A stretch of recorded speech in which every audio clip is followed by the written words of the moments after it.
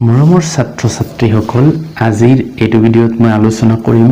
Class 10ৰ গণিতৰ অনুশীলনী 1.1ৰ 1 number প্ৰশ্নৰ সমাধানবিলাক তাৰপিছত বাকি কিটাও কৰিম তো তোমালোকে হেহলৈকে ভিডিঅ'টো চাবা আৰু মোৰ চেনেলটো সাবস্ক্ৰাইব কৰি থবা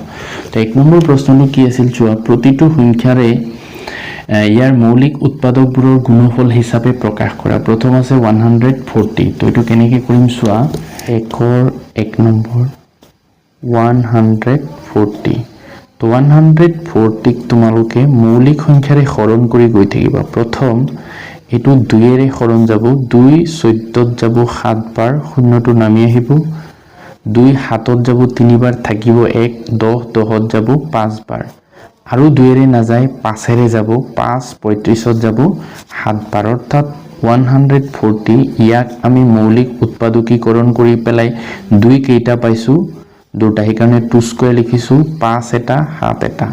এইটোই তাৰ পিছত 2 নম্বৰ প্ৰশ্নটো চোৱা 156 তো এইটো কেনেকৈ কৰিম 156 ইয়াক আমি 2 এৰে হৰণ কৰিম কাৰণ লাষ্টৰ যেটো অংক আছে 6 হেতু এটা যুগ্ম অংক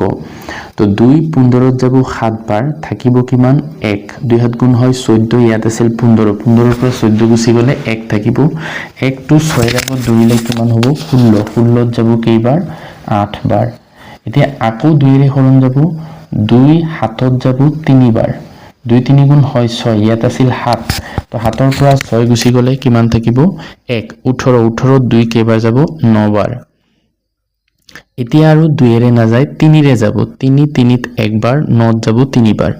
অৰ্থাৎ 156 ইয়াক আমি মৌলিক উৎপাদকীকৰণ কৰি পেলাই পাইছো 2 পাইছো দুটা 3 পাইছো এটা 13 পাইছো এটা তাৰ পিছত 3 নম্বৰ অংকটো চোৱা 3825 তো ইয়াক আমি যদি মৌলিক উৎপাদকীকৰণ কৰো কি পাম তো এটো 5 এৰে যাব তো 5 38ত যাব কেইবাৰ 7 বাৰ 7 5 গুণ 35 হয় ইয়াত আছিল 38 38ৰ পৰা 35 গুছি গলে থাকিব 3 তো 32 32ত যাব কেইবাৰ 6 বাৰ থাকিব 2 25ত যাব 5 বাৰ তাৰ পিছত আকৌ 5 এৰে যাব তো 5 7ত যাব 1 বাৰ থাকিব 2 26ত যাব 5 বাৰ থাকিব 1 15ত যাব 3 বাৰ এতিয়া আৰু 5 এৰে না যায় 3 ৰে যাব 3 15ত 5 বাৰ 3ত 1 বাৰ এতিয়া আকৌ 3 ৰে যাব 3 5ত যাব 1 বাৰ থাকিব 2 21ত যাব 7 বাৰ অৰ্থাৎ 3825 ইয়াক আমি ভাঙি পেলাই পাইছো 5 পাইছো দুটা 3 পাইছো দুটা 17 পাইছো এটা তো এনেকৈ 4 নম্বৰ অংক যেটো আছে এটো চোৱা কেনেকৈ কৰিম 5005 তো ইয়াত 5005 এইটো আমাৰ 5 এৰে হৰণ যাব 5 5ত একবাৰ শূন্য দুটা নামি আহিল 5 5ত একবাৰ তাৰ পিছত এইটো আৰু 5 এৰে না যায় 3 ৰেও না যায় এইটো 7 এৰে যাব নেকি চাও 7 10ত যাব একবাৰ থাকিব 3 30ত যাব 7 4 বাৰ থাকিব 2 21ত যাব 3 বাৰ এতিয়া 143 এইটো কিহেৰে যাব যেহেতু এইকেইটা যোগ কৰিলে কিমান হ'ব 8 এটো আকৌ 7 এৰে না যায় এতিয়া 11 ৰে যাব নেকি না যায় তাৰ পিছত 13 ৰে যাব নেকি 13 ৰে যাব 13 14ত যাব একবাৰ থাকিব 1 13ত যাব একবাৰ অৰ্থাৎ 5005 ইয়াক আমি ভাঙি পেলাই পাইছো 5 পূৰণ 7 পূৰণ 13 পূৰণ 11 তো 7429 এটো 17 ৰে যাব তো 17 ৰে কিমান বাৰ যাব চোৱা তো 17 74ত কেইবাৰ যাব 4 বাৰ তো 4 7 গুণ কিমান হয় 4 7 গুণ 28ৰ 8 4 1 গুণ 4 আৰু 2 6 68 তো বিয়োগ কৰিলে হ'ব 14ৰ পৰা 8 গুছি গলে 6 ইয়াত আছিল 6 6ৰ পৰা 6 গুছি গলে 0 তো ইফালে 2 টো নামি আহিব তো 17 এতিয়া 62ত কেইবাৰ যাব 3 বাৰ যাব তো 3 7 গুণ 21ৰ 1 3 1 গুণ 3 আৰু 2 কিমান হ'ব 5 তো বিয়োগ কৰিলে 2 ৰ পৰা 1 গুছি গলে 1 6 ৰ পৰা 5 গুছি গলে 1 আৰু সেই 9 টো নামি আহিব তো এতিয়া 119ত 17 কেইবাৰ যাব যেহেতু এইটো লাষ্টত 9 আছে 7 বাৰ যাব 7 7 গুণ 49 9 হাতৰ থাকিল 4 7 1 গুণ 7 আৰু 4 কিমান হ'ব 11 অৰ্থাৎ 17 এইটোত কিমান বাৰ গ'ল 437 বাৰ এতিয়া এইটো 17 ৰে নাযায় তেতিয়া 19 ৰে যাব তো 19 ৰে এইটো কিমান বাৰ যাব চোৱা 437 আছে তো 19 আসলতে এইটো দুবাৰ যাব তিনবাৰ গলে বেছি হৈ যাব তো 2 9 গুণ 18 8 হাতৰ থাকিল 1 2 গুণ 2 আৰু 3 তো বিয়োগ কৰিলে 13 ৰ পৰা 8 গুছি গলে থাকিব 5 ইয়াত থাকিব কিমান 3 3 ৰ পৰা 3 গুছি গলে 0 এইটো নিলিখো 7 টো নামি আহিব তো 19 এইটোত কেইবাৰ যাব 3 বাৰ 3 9 গুণ 27 ৰ 7 3 1 গুণ 3 আৰু 2 5 অৰ্থাৎ 23 বাৰ গৈছে অৰ্থাৎ 19 এইটোত কেইবাৰ যাব 23 বাৰ অৰ্থাৎ 7429 এইটো আমি মৌলিক উৎপাদকীকৰণ কৰি পেলাই কি পাইছো 17 পূৰণ 19 পূৰণ 23 এইটোই আনসাৰ 1.1 ৰ 2 নম্বৰ প্ৰশ্নটো কি আছিল চোৱা তলৰ অখণ্ড সংখ্যা কেইজোৰৰ লহাগু আৰু গহাউ উলিওৱা সত্যাপন কৰা যে লহাগু পূৰণ গহাউ সমান সমান সংখ্যা দুটাৰ পূৰণফল তো আমি কেনেকৈ এটো কৰিম চোৱা প্ৰথমতে লহাগু উলাব লাগিব অৰ্থাৎ লঘিষ্ঠ সাধাৰণ গুণিতক আৰু গহাউ গৰিষ্ঠ সাধাৰণ উৎপাদক উলাই পেলাই দুইটাৰ পূৰণফল আমি উলিয়াম তো 1 নম্বৰ অংকটো আছে 26 আৰু 91 তো 26 ৰ প্ৰথমতে আমি উৎপাদকীকৰণ কৰিম তো এইটো চোৱা 2 এৰে হৰণ যাব 2 2 ত একবাৰ 6 যাব 3 বাৰ আৰু না যায় 91 এটো কিমানেৰে যাব 2 এৰেও না যায় 3 এৰেও না যায় 7 এৰে যাব 7 9 ত যাব একবাৰ থাকিব 2 21 ত যাব 3 বাৰ অৰ্থাৎ 26 সমান সমান আমি কিমান পাইছো 2 পূৰণ 13 আৰু 91 সমান সমান কিমান পাইছো 7 পূৰণ 13 তো লহাগু আৰু গহাউ উলাম এতিয়া তো লহাগু উলাউতে তো প্ৰথমতে গহাউ উলিয়াইলো গৰিষ্ঠ সাধাৰণ উৎপাদক তো এটো কেনেকৈ উলাই এই দুইটাৰ যে উৎপাদক উলাইছো তাতে মিল থকা যেটো উৎপাদক হেতু আহিব তো 13 দুই ঠাইতে আছে 13 আহিব মিল থকা উৎপাদক আৰু নাই গতিকে গহাউ 13 হ'ব আৰু লহাগুত লঘিষ্ঠ সাধাৰণ গুণিতকত মিল থকা উৎপাদকটো আহিব অৰ্থাৎ 13 আহিব আৰু মিল নথকা যিকেইটা আছে অৰ্থাৎ 2 * 7 তাৰ পিছত এইকেইটা আমি পূৰণ কৰি দিম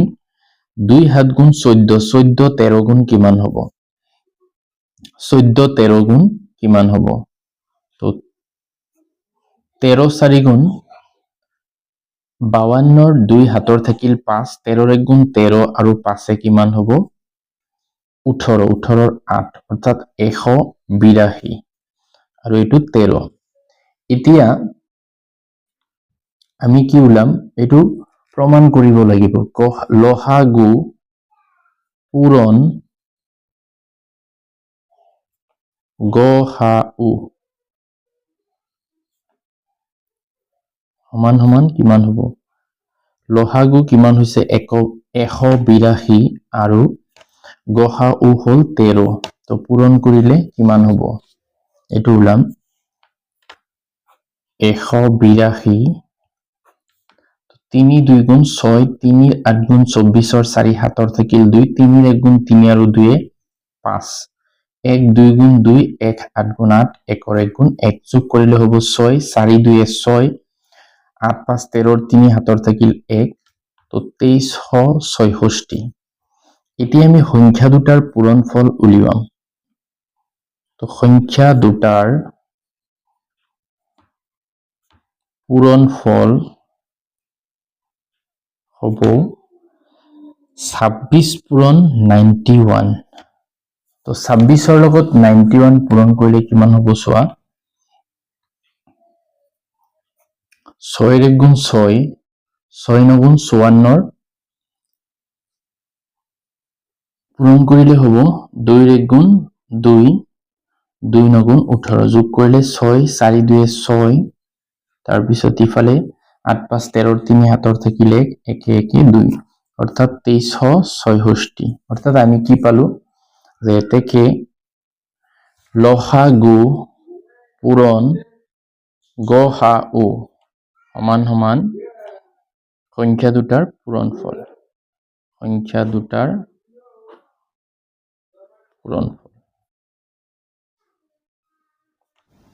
তাৰপিছত আহিল 2 নম্বৰ অংকটো যে 510 আৰু 92 তো 510ক প্ৰথমতে আমি মৌলিক উৎপাদকীকৰণ কৰিম তো 510 আমি 2 এৰে হৰণ কৰিব পাৰিম 2 5ত যাব দুবাৰ থাকিব কিমান 1 11ত যাব 5 বাৰ থাকিব 1 10ত যাব 5 বাৰ তো আকৌ 5 এৰে হৰণ কৰিব পাৰিম 5 25ত 5 বাৰ 5ত 1 বাৰ এটো 3 ৰে যাব 3 5ত যাব 1 বাৰ থাকিব 2 21ত যাব 7 বাৰ অৰ্থাৎ 510ক হৰণ কৰি কি পাইছো 2 পূৰণ 5 পূৰণ 3 পূৰণ 17 তাৰপিছত 92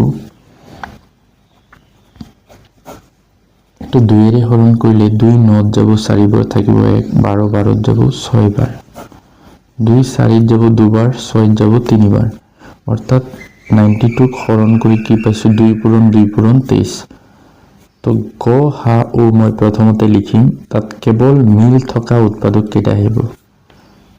কেৱল 2 এটা হে দুইটাতে মিল আছে আৰু মিল নাই সো 5 ইয়াত আছে ইয়াত নাই 3 ইয়াত আছে ইয়াত নাই 17 ইয়াত আছে তলৰটোত নাই তো লহাগুত আহিব মিল থকা আৰু মিল নথকা গুটেই কটা তো মিল থকা 2 আছে মিল নথকা 5 পূৰণ 3 পূৰণ 17 পূৰণ 2 পূৰণ 23 তো এইকেইটা আমি এতিয়া পূৰণ কৰিম কৰিলে কিমান হ'ব 2 5 গুণ 10 10 3 গুণ 30 30 2 গুণ 60 আৰু ইফালে 17 আৰু 23 পূৰণ কৰিলে কিমান হ'ব চোৱা 7 3 গুণ 21 1 7 2 গুণ 14 আৰু 2 16 1 3 গুণ 3 1 2 গুণ 2 যোগ কৰিলে 1 6 আৰু 3 9 1 2 3 তো 391 লগত 60 পূৰণ কৰিম শূন্যটো থৈ দিলো 6 গুণ 6 6 9 গুণ 54 4 হাতৰ থাকিল 5 6 3 গুণ 18 আৰু 5 কিমান হ'ব 18 আৰু 5 23 23460 তো এতিয়া আমি লহাগু আৰু গহাও পূৰণ কৰিম 23460 পূৰণ 2 উল্টা ফালৰ পৰা পূৰণ কৰি আহিলে হ'ল 2 0 গুণ 0 2 6 গুণ 12 2 হাতৰ থাকিলে 2 4 গুণ 8 আৰু 1 9 2 3 গুণ 6 2 2 গুণ 4 তো আমি এতিয়া লহাগু আৰু গহাৰ পূৰণফল পাই গৈছো এতিয়া সংখ্যা দুটাৰ পূৰণফল উলিয়াম 510 পূৰণ 92 এতিয়া চোৱা 510 শূন্যটো থৈ দিছো 92 লগত 51 পূৰণ কৰিলে কিমান হ'ব 2 1 গুণ 2 1 9 গুণ 9 5 2 গুণ 10 শূন্য 5 9 গুণ 45 আৰু 1 46 যোগ কৰিলে 2 9 6 4 শূন্য এটা যে থৈ দিছিল এটো পিছত আহিব অৰ্থাৎ কিমান পালো 46920 গতিকে আমি কি পাইছো যে লহাগু পূৰণ গহাও সমান সমান সংখ্যা দুটাৰ পূৰণফল এইটোই সত্যাপন কৰিব লাগে তো এইটো আছিল 2 নম্বৰ এতিয়া 3 নম্বৰ অংকটো কেনেকৈ কৰিম চোৱা তো 2 নম্বৰৰ 3 নম্বৰ অংকটোত আছে 336 আৰু 54 তো 336ক আমি কি কৰিম হৰণ কৰিম কিমানেৰে হৰণ কৰিম 2 এৰে তো 2 3 যাব 1 বাৰ থাকিব 1 13 13 যাব 6 বাৰ থাকিব 1 16 16 যাব 8 বাৰ আকৌ 2 16 যাব 8 বাৰ 8 যাব 4 বাৰ আকৌ 2 8 যাব 4 বাৰ 4 যাব 2 বাৰ আকৌ 2 4 যাব 2 বাৰ 2 যাব 1 বাৰ এতিয়া আৰু 2 এৰে না যায় 3 ৰে 3 21 যাব 7 বাৰ অৰ্থাৎ 336ক আমি হৰণ কৰি কি পাইছো 2 পূৰণ 2 পূৰণ 2 পূৰণ 2 পূৰণ 3 পূৰণ 7 2 কেইটা আছে 4টা তাৰ পিছত আছে 54 এটো 2 এৰে হৰণ যাব 2 5ত যাব 2 বাৰ থাকিব 1 14ত যাব 7 বাৰ 2 নাযায় 3 27 যাব 9 বাৰ 3 9 যাব 3 বাৰ অৰ্থাৎ 54ক আমি হৰণ কৰি কি পাইছো 2 পূৰণ 3 পূৰণ 3 পূৰণ 3 এতিয়া আমি যদি লহাগু উলাও এই দুটা সংখ্যাৰ তো মিল থকা কোনকেইটা আছে 2 আছে এটা এটো আহিব 3 আছে এটা এটো আহিব আৰু নাই সোৱা 3 এটাই আছিল মিল থকা আৰু নাই তো এতিয়া আমাৰ মিল নথকা কি আহিব এটো 2 আহিব আৰু এটা 2 আহিব আৰু এটা 2 আহিব তাৰ পিছত 7 আহিব তাৰ পিছত 3 আহিব দুটা তো এইখিনি আমি পূৰণ কৰিলে লহাগু পাই যাম 2 3 গুণ 6 6 2 গুণ 12 12 2 গুণ 24 24 2 গুণ 48 ইফালে আৰু হৰণ কৰিলো পূৰণ কৰিলো সৰি 3 3 গুণ 9 9 7 গুণ 63 আৰু এইখিনিলৈকে আছিল 48 তো 48 63 গুণ কিমান হ'ব এতিয়া সোৱা 8 3 গুণ 24 4 8 6 গুণ 48 আৰু 2 50 4 3 গুণ 12 2 হাতৰ থাকিলে 4 6 গুণ 24 আৰু 1 25 যোগ কৰিলে হ'ব 4 2 10 0 হাতৰ থাকিলে 3024 আৰু ইফালে গহা ও কিমান হ'ব যেটো মিল থকা আছিল 2 আৰু 3 সমান 6 তো এতিয়া আমি লহাগু আৰু গহাও পূৰণফল উলাম 3024 পূৰণ 6 তো এটো পূৰণ উল্টা ফলৰ পৰা কৰি গলে হল 4 6 গুণ 24 ৰ 4 হাতৰ থাকিল 2 4 2 গুণ 12 আৰু 2 14 ৰ 4 হাতৰ থাকিল 1 4 0 গুণ 0 আৰু হাতৰ 1 তাৰ পিছত 4 3 গুণ কিমান হয় 18 অৰ্থাৎ 18144 তাৰ পিছত সংখ্যা দুটাৰ পূৰণফল কিমান হ'ব সংখ্যা দুটা যেটো আছিল 336 আৰু 54 এতিয়া পূৰণ কৰিম আমি সাইডত 336 54 4 6 গুণ 24 ৰ 4 হাতৰ থাকিল 2 4 3 গুণ 12 আৰু 2 14 ৰ 4 হাতৰ থাকিল 1 4 3 গুণ 12 আৰু 1 13 5 6 গুণ 30 ৰ 0 হাতৰ থাকিল 3 5 3 গুণ 15 আৰু 3 18 ৰ 8 হাতৰ থাকিল 1 5 3 গুণ 15 আৰু 1 16 যোগ কৰিলে হ'ব 4 4 তাৰ পিছত ইফালে হ'ব 8 আৰু 3 যোগ কৰিলে 11 ৰ 1 হাতৰ থাকিল 1 তাৰ পিছত ইয়াত 1 6 7 আৰু 1 8 18144 দুইটা সোৱা মিলি গৈছে অৰ্থাৎ আমি কি লিখিব পাৰিম লহাগু পূৰণ গহাও সমান সংখ্যা দুটাৰ পূৰণফল তো মৰমৰ ছাত্ৰ ছাত্ৰীসকল ইয়াৰ পিছৰ 4 নম্বৰ অংকটো হ'ল যে দিয়া আছে গহা ও 306 657 9 আৰু লহাগু 306 আৰু 657 উলিবা অৰ্থাৎ গহাও দিয়া আছে লহাগু উলাব লাগে তো কেনেকৈ কৰিম সোৱা তো আমি প্ৰথমতে এনেকৈ লিখিম গহা ও 306 657 পূৰণ লহাগু 306 657 সমান সমান সংখ্যা দুটাৰ পূৰণফল কাৰণ এটো আমাৰ সূত্ৰ আছিল এতিয়া আমাৰ প্ৰশ্নটোত সোৱা কোনটো দিয়া আছে আমাৰ প্ৰশ্নটোত গহা ও দিয়া আছে 9 আৰু এইটো আমি উলিয়াম তো লহাগু 306 657 সমান সমান সংখ্যা দুটাৰ পূৰণফল সংখ্যা দুটা কি 306 657 তো আমি কি কৰিম লহাগু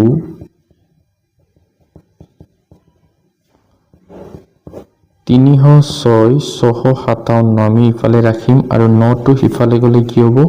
হৰণ হৈ যাব এটো ইফালে পূৰণ আছিল তো এতিয়া 9 ৰে যদি আমি হৰণ কৰো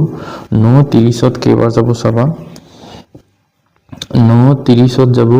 3 বাৰ 9 3 গুণ কিমান হয় 27 থাকিব কিমান 3 3 টো 6 ৰ আগত ধৰিলে 36 36ত 9 কেইবাৰ যাব 4 বাৰ অৰ্থাৎ লহাগু হ'ব এই দুটাৰ পূৰণফল 657 পূৰণ 34 তো 4 7 গুণ 28 ৰ 8 4 5 গুণ 20 আৰু 2 22 4 6 গুণ 24 আৰু 2 কিমান হ'ব 26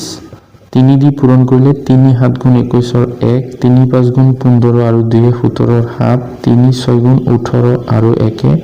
19 যোগ কৰিলে হ'ব 8 2 1 3 6 7 13 ৰ তিনি হাতৰ থাকিলে 2 9 11 আৰু 1 12 2 হাতৰ থাকিলে 1 1 2 অৰ্থাৎ 22,338 এটো হ'ব লসাগু তো এইটো আছিল অংকটো পিছৰ 4 নম্বৰ অংক 5 নম্বৰ অংকটো কি আছে চোৱা যে পৰীক্ষা কৰা কোনোবা স্বাভাৱিক সংখ্যা n ৰ ক্ষেত্ৰত 6 টু দি পাৱাৰ n সংখ্যাটো 0 অংকৰে শেষ হ'ব পাৰে নে নাই তো এটা আমি কেনেকৈ কৰিম আমি জানো ধৰা এনেকুৱা সংখ্যাবিলাক যে আছে 10 তাৰ পিছত 20 এই দুটাই লৈছো তো এতিয়া 10ক যদি আমি উৎপাদক বিশ্লেষণ কৰো কি পাম 2 * 5 20ক যদি উৎপাদক বিশ্লেষণ কৰো 2 পূৰণ 2 পূৰণ 5 এনেকুৱা পাম তো এতিয়া 10ৰ পাৱাৰ আমি যিমানে বহাই থাকিম ধৰা যদি 2 বহাও 10 স্কয়াৰ মানে কিমান হ'ব 100 10 স্কয়াৰ মানে 100 3 বহালে 1000 অৰ্থাৎ এই সংখ্যাটোৰ ওপৰত আমি পাৱাৰ যিমানে বহাই থাকিম লাষ্টত কি থাকিব 0 ঠিক তেনেকৈ 20ৰ ওপৰতো আমি যদি 2 বহাও তেতিয়া হ'ব 20ৰ বৰ্গ হ'ব কিমান 400 অৰ্থাৎ লাষ্টত কি থাকিব 0 এনেকৈ 20ৰ বৰ্গ যদি ওপৰত 3 বহাও তথাপি লাষ্টত কি হ'ব 0 অৰ্থাৎ আমি চাইছো যে দুইটা সংখ্যাৰে উৎপাদকত যেটো 2 আৰু কি আছে 5 আছে 2 আৰু 5 বেলেগ মৌলিক সংখ্যা কোনো নাই তো এনেকুৱা যদি থাকে যে কোনো এটা সংখ্যাৰ মৌলিক উৎপাদকীকৰণ কৰোতে মৌলিক উৎপাদকত কেৱল 2 আৰু 5 আহে তেতিয়া তাৰ পাৱাৰ আমি যিমানে বহাও এটো হিসাব কৰিলে লাষ্টত কি হ'ব 0 আহিব তো এতিয়া আমাৰ অংকটোত কি আছিল যে 6 টু দি পাৱাৰ n ইয়াৰ মৌলিক উৎপাদকীকৰণ কৰিলে হ'ব 2 * 3 whole to the power n ইয়াতে চোৱা ইয়াৰ মৌলিক উৎপাদকত 2 আছে কিন্তু কি নাই 5 নাই যদি 2 আৰু 5 দুইটা থাকিলে হেতেন তেতিয়া হলে এই n ৰ যিকোনো মানৰ বাবে এই সংখ্যাটো 0 ৰে শেষ হ'ব কিন্তু 5 নথকাৰ বাবে এই সংখ্যাটো 0 ৰে শেষ নহয় তো আমি লিখিম যেহেতু 6 ৰ উৎপাদকত 5 নাই গতিকে n ৰ যিকোনো মানৰ বাবে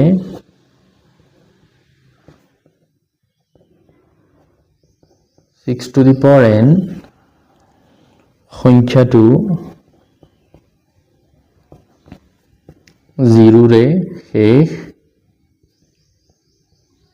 নহয় তো এইটোই হ'ব উত্তৰ 6 নম্বৰ যে 7 পূৰণ 11 পূৰণ 13 যোগ 13 আৰু 7 পূৰণ 6 পূৰণ 5 পূৰণ 4 পূৰণ 3 পূৰণ 2 পূৰণ 1 প্লাস 5 সংখ্যা দুটা কিয় যৌগিক সংখ্যা হয় তো মনত ৰাখিবা যদি সংখ্যা এটাক আমি মৌলিক সংখ্যাৰ যদি কোনো এটা সংখ্যাক উৎপাদকীকৰণ কৰিলে কেৱল মৌলিক সংখ্যা পাওঁ অৰ্থাৎ মৌলিক সংখ্যাৰ পূৰণফল হিচাপে যদি এটা সংখ্যা থাকে তেতিয়া ই কি হয় এটা যৌগিক সংখ্যা হয় তো আমাৰ যেটো সংখ্যা দিয়া আছে 6 নম্বৰত আমি সংখ্যা দুটাক দেখুৱাম যে মৌলিক সংখ্যাৰ পূৰণফল হিচাপে আছে নে নাই তো প্ৰথম যেটো আছে তো সংখ্যাটো যেনেকৈ দিয়া আছে সব ঠিকই আছে কিন্তু ইয়াত প্লাস আছে তো এই প্লাসটো আমি উঠাব লাগিব তো এই কাৰণে আমি দুইফালে 13 আছে 13 ইফালে আছে ইফালে আছে 13 যদি কমন লও কি থাকিব 7 পূৰণ 11 যোগ 1 কিয় লিখিছো 13 দি আসলতে এখিনি হৰণ কৰিছো হৰণ কৰিলে 13 13ত কেইবাৰ যাব একবাৰ একৰ লগত এখিনি পূৰণ কৰিলে তো 7 পূৰণ 11 হ'ব আৰু ইয়াতো 13 দি হৰণ কৰিছো একবাৰ যাব এই কাৰণে 1 বহাইছো এতিয়া 13 বাহিৰত থাকিল 7 11 গুণ 77 যোগ 1 এতিয়া 13 পূৰণ ইয়াতে কিমান হ'ব 78 এতিয়া 78ক আকৌ ভাঙি দিম মৌলিক সংখ্যাত কেনেকৈ ভাঙিব পাৰো চোৱাচোন তো 78 78 দুইৰে হৰণ কৰিলে 3 বাৰ যাব থাকিব 1 18ত যাব 9 বাৰ আকৌ 3 ৰে হৰণ যাব একবাৰ 3 বাৰ এতিয়া 78ৰ ঠাইত আমি কি লিখিব পাৰিম 2 পূৰণ 3 পূৰণ 13 অৰ্থাৎ এই সংখ্যাটোক যে আমি প্ৰকাশ কৰিছো কেৱল মৌলিক সংখ্যাৰ পূৰণফল হিচাপে প্ৰকাশ কৰিছো গতিকে এইটো আসলতে কি হৈ যাব এটা যৌগিক সংখ্যা হৈ যাব আচ্ছা আৰু এটা যে আছে হেতু আমি কৰিলো একেলগে তলত লিখি দিম পিছত 7 পূরণ 6 পূরণ 5 পূরণ 4 পূরণ 3 পূরণ 2 পূরণ 1 যোগ 5।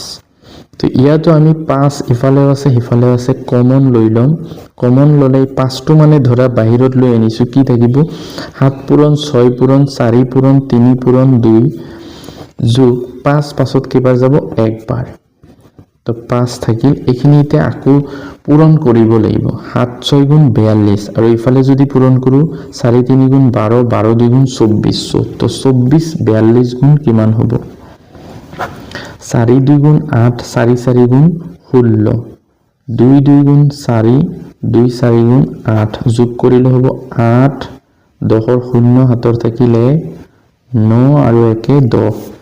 1008 যোগ 1। তো 5 পূৰণ এই দুটা যোগ কৰিলে কিমান হ'ব 1009। তো 1009 আসলতে এটা মৌলিক সংখ্যা, যেহেতু আমি 7 into 11 into 13 plus 13 আৰু 7 into 6 into 5 into 4 into 3 into 2 into 1 plus 5 মৌলিক সংখ্যাৰ পূৰণফল হিচাপে প্ৰকাশ কৰিব পাৰিছো। ইমান মৌলিক সংখ্যাৰ পূৰণফল, গতিকে 7 পূৰণ 11 পূৰণ 13 যোগ 13 আৰু 7 পূৰণ 6 পূৰণ 5 পূৰণ 4 পূৰণ 3 পূৰণ 2 পূৰণ 1 যোগ 5 দুটা কি সংখ্যা হ'ব যৌগিক সংখ্যা হ'ব।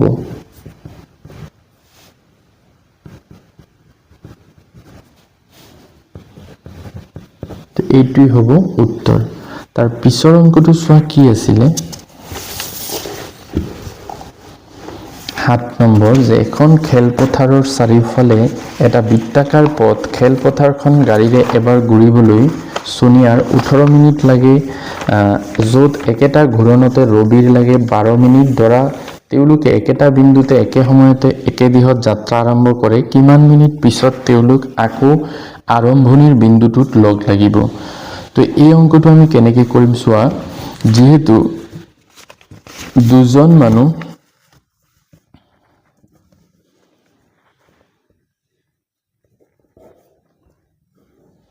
ধৰি ললো ৰাস্তাটো এনেকুৱা,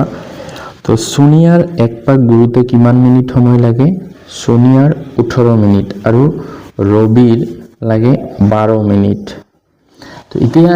বস্তুটো এনেকুৱা যে সোনিয়া এক পাকত 18 মিনিট লাগিল আৰু এক পাক ঘূৰোতে আৰু 18 মিনিট লাগিল 36, দুই পাক ঘূৰোতে তাৰ সাপোজ 36 মিনিট লাগিল। ঠিক তেনেকে ৰবিয়ে এক পাক ঘূৰোতে 12, দুই পাক ঘূৰোতে 24, তিনি পাক ঘূৰোতে কিমান লাগিব 36 মিনিট লাগিব। অৰ্থাৎ ৰবিয়ে তিনি পাকত কিমান সময় লাগিব 36। অৰ্থাৎ আমি ইয়াতে গম পাই গৈছো যে দুয়োজন আসলতে 36 মিনিট পিছত এটা বিন্দুত লগ পাব। তো এইটো আসলতে আমি সূত্ৰৰ সহায়ত কেনেকৈ উলিয়াম। তো আমাৰ প্ৰশ্নটো যদি ভালকে মন কৰো, এনেকুৱা এটা কথা আসলতে উজ্জ্বল হৈ আছে যে সোনিয়া আৰু ৰবিয়ে মিনিমাম অৰ্থাৎ কমসে কম কিমান মিনিট পিছত একেটা বিন্দুত লগ হ'ব। অৰ্থাৎ মিনিমাম বা লঘিষ্ঠ বা সৰু এনেকুৱা শব্দ যদি আহে, তেতিয়া আমি বুজিব লাগিব আমি লসাগু ওলাব লাগিব, লঘিষ্ঠ সাধাৰণ গুণিতক। আৰু এইকেইটা আসলতে গুণিতকে যে 18 2 গুণ 36 হয় আৰু 12 1 গুণ 12, 12 2 গুণ 24, 12 3 গুণ 36। অৰ্থাৎ ইহঁতৰ মিল থকা যিটো লঘিষ্ঠ গুণিতক সেইটোই হৈ আছে ইয়াত আনসাৰ। গতিকে আমি কেনেকৈ ওলাম অংকটো, যে 18 যে আছে লসাগু আমি বিভিন্ন ধৰণে ওলাব পাৰো। আমি যেহেতু মৌলিক উৎপাদকীকৰণ পদ্ধতিৰে ওলাইছো সেইটো পদ্ধতিৰে ওলাম। 3 9 কেইবাৰ যাব 3 বাৰ, তাৰপিছত 12 12 2 6 বাৰ যাব, 2 6 কেইবাৰ যাব 3 বাৰ। অৰ্থাৎ 18 আমি হৰণ কৰি কি পাইছো 2 পূৰণ 3 পূৰণ 3 আৰু 12 2 পূৰণ 2 পূৰণ 3। তো 3 লসাগু আমি যেহেতু ওলাম লসাগু। তো এতিয়া লসাগুত প্ৰথমতে মিল থকা আহিব, মিল থকা 2 আছে 2টাতে আহিব, 3 আছে এটা আহিব তাৰ পিছত মিল নথকা এটো 3 মিল নথকা এটো 2 মিল নথকা তেতিয়া গুটে কিটা যদি পূৰণ কৰো 2 3 গুণ 6 2 3 গুণ 6 6 6 গুণ 36 অৰ্থাৎ আমি কি লিখি দিম যে সোনিয়া আৰু ৰবিয়ে 36 মিনিট পিছত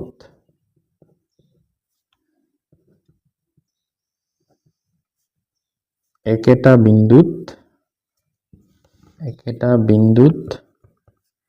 লগ হ'ব